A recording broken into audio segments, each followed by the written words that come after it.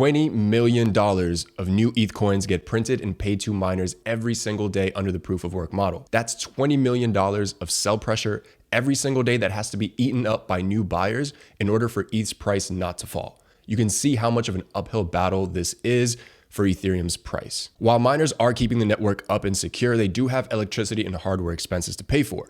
And as Justin Drake says, they are economically forced to sell some or most of their ETH rewards to do so, right? And they are in no way incentivized to hold on to all of their mined ETH. This is of course in a pre-merge world. So what happens when Ethereum moves to proof of stake? Watch this. Currently around 5.5 million ETH coins are printed and paid to miners every year. Under proof of stake, this number decreases by a whopping 90%, meaning only 650,000 ETH coins will be printed every year. That is a big difference, right? But there's another variable that's super important. So in August 2021, a burn mechanism was introduced into Ethereum's monetary policy, and it was a super game changer. Watch this. So you know how every time you transact on the Ethereum network, you pay a transaction fee, right? Well, a good chunk of this transaction fee since August 2021 now gets burned from existence, kind of like a stock buyback model. So since it's been like 1 year since this burn mechanism was introduced, let's see what it's done so far. So we are here on ultrasound.money and let's take a look at the burn. So up top, we have the different timeframes, and right now we are on the 1 day time frame, right? So in the last 24 hours, 1,193 ETH has been burned. This is well over $1 million in USD, right? Just burned, removed from existence. And we can actually see each and every block and how much ETH was burned within it, right? It's pretty cool. But now let's see in the last year what has happened, all right? So let's click on the all time frame and we get a total of 2.6 million ETH that has been burned. This is a ton of money in USD, right? So we know that part, right? We know how much has been burned in the last about 1 year since EIP 1559 came out. Now let's take a look what it has done for the supply and issuance. So right now on proof of work, about 5.5 million ETH is created every year, right? New ETH coins. Now with the 2.4 million or 2.6 that has been burned in the last year, we've basically cut the issuance in half by like 50% or so, right? Maybe a little bit less.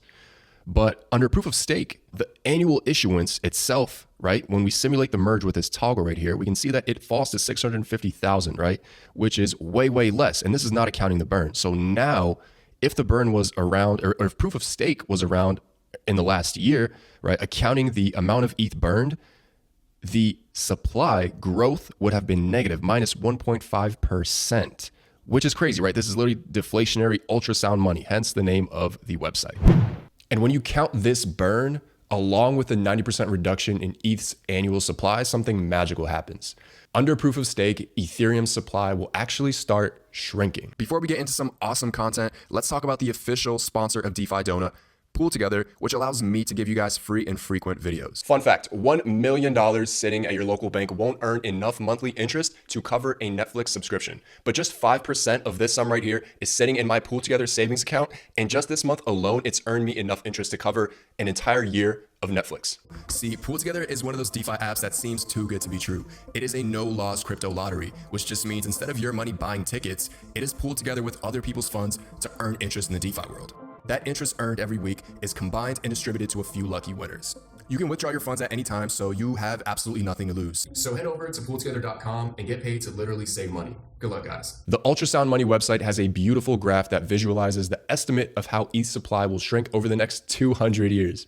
So today, ETH circulating supply is 120 million ETH coins, right?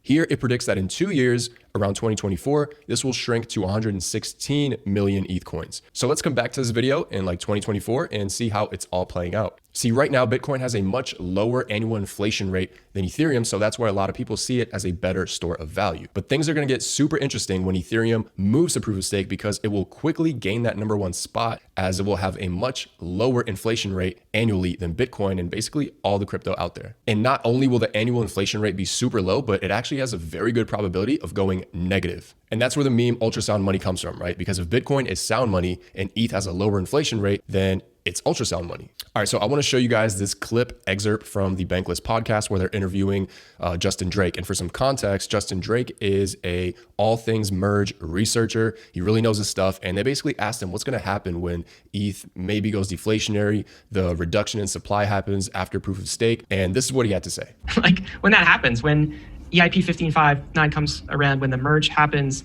all of this net sell pressure is reduced by 80, 90%, what happens? I wonder what could happen. I guess we'll find out. Now, the ETH core community doesn't really speculate on price, but I think it was pretty clear what Justin was kind of hinting at. In that podcast, Justin also gave a great metaphor for ETH's supply in an example where he kind of compared it to water in a test tube. Basically, Justin said at the top, ETH is getting vaporized from the burn mechanism, right? At the bottom, we have ETH that is being frozen from all the people staking and locking it up.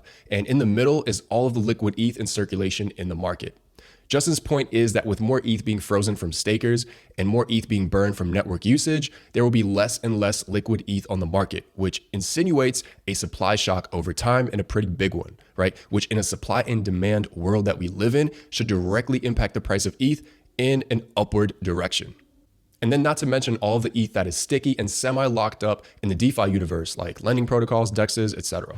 I think the biggest benefit for ETH's price that will come from this upgrade will be that it's going to benefit the ETH holders, right? Now, all of the network revenue is directed towards them and not the miners who, I mean, like Justin said, are economically forced to kind of dump all of this ETH, and $20 million a day is a lot of money, like, right? A lot of sell pressure. All right, price speculation aside, let's kind of sum up the awesome benefits that are going to come with the proof of stake upgrade, right? So first we have, as stated actually by the Ethereum Foundation, Ethereum's energy consumption will be reduced by 99.95%, right? Because we will no longer be needing heavy computational power. Instead, the requirement to validate transactions is 32 ETH, which means some skin in the game.